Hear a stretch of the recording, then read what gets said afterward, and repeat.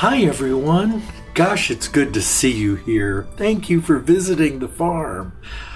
I've been really busy at work. Yeah. You're tired of hearing that, right? But it's just the way it is right now. But it's got better. I've had the weekend off, but I've really been resting a lot today. Although I did put some shingles on my barn. I'll have to get some video of that and show you. Anyway, where was I going with that? Oh, yeah. So I decided to use the dredges left over of my last glycerin soap that I made. And it's some pretty rough looking stuff. But by adding a bit of indigo to part of it and adding some kaolin clay to the other part, I got some decent color out of it to create these wonderful two items that I made. I had some of the lights that I wanted to use, of the white lights I wanted to use from that last video that I did on the Christmas trees, and decided to do these wonderful snowflake soaps. And again, they are just a pleasure to play with and to just watch, and how often do you get a light show in your soap? And so that's what these are all about. And we don't get snow in Texas. I wish we did. We do on occasion. I shouldn't say we don't get snow. And when I say Texas, I'm referring to where I am in northeast Texas. There are parts of Texas that get a lot of snow, but where I am, not so much. But there have been a few Christmases, actually, where we did get snow. And I sure hope this is going to be one. I love snow. I probably... my dream is to live somewhere like Vermont, somewhere in New England. But as I get older, I think, well, do I really want to be shoveling snow? And that seems less appealing now than it did 10 years ago. But anyway, I've been really melancholy lately. When you live alone, you spend more time with memories, and I do that a lot around the holidays. And you'll notice in a lot of messages and things that I leave, I say hugs this, hugs that. Well, that's who I've been throughout my life, and some of it was forced because I was trying to make myself be more overt, be more less introverted, more extroverted, right? And I learned to love getting hugs from people that I loved.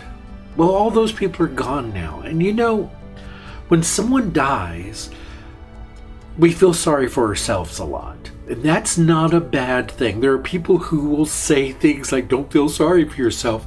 It's okay. People tell you should love yourself, right? Well, what's wrong with feeling pity for yourself if you love yourself and yourself is in pain? I don't think that self-pity is necessarily a negative thing. Now, if you're drowning in it and it's causing you mental distress over a long period of time, well, maybe you need some therapy or something else, to help you, or even just a friendship. But for me, what I'm trying to say is that what I miss is the physical. And I'm not referring to adult physical stuff.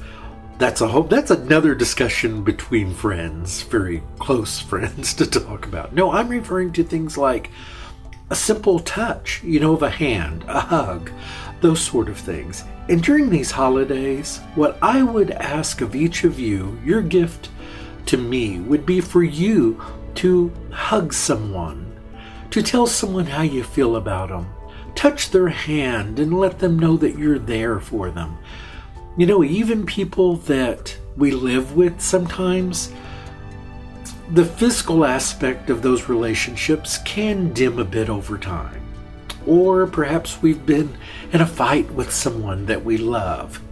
And sometimes we can hate those we love during moments of, anger, right? But it's not real hate. It's just a temporary thing. And sometimes a gentle touch, and I'm not talking about running up and grabbing someone. If you're having a fight with someone, they may not want you to run up and grab them, right? They're mad at you. But sometimes just a caring touch of a hand, even brushing someone's shoulder and just letting them know you're there can mean a lot. I can speak for myself. It means a lot to me. Now, when I'm in a restaurant and like a server touches me when I'm not expecting it, I don't necessarily care for that. But if I'm seeing someone I haven't seen in a long time, or even meeting someone new, a handshake or a hug is a wonderful way to express affection and kindness to someone. So do that for someone that you know or you care about, because sometimes someone may not have had that for a very long time. Think about that. I personally was never really a big physical person, because when I was growing up, physical meant something different and it was something painful, right? So growing up, I tended to avoid touch and those sort of things. But I've also found that it's the best way to make connections with people sometimes. If they're, of course you ask for permission. I don't suggest you walk and start hugging strangers, no.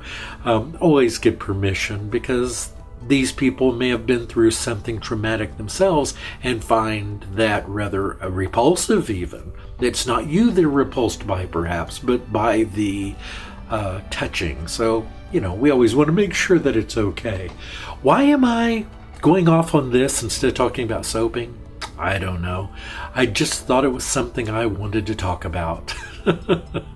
Anyway, so I'm not a great painter. I did my best on the snowman.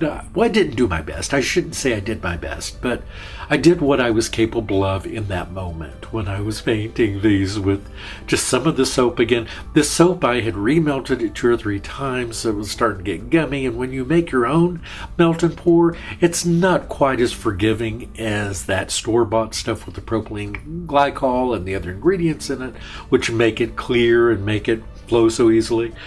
So you have to be a little more forgiving. Thanks everyone so much. It was great visiting with you. I look forward to seeing you in the next video. I've already got some soap made. I just need to edit that video. And I look forward to talking to you again soon. Have a great day. Goodbye.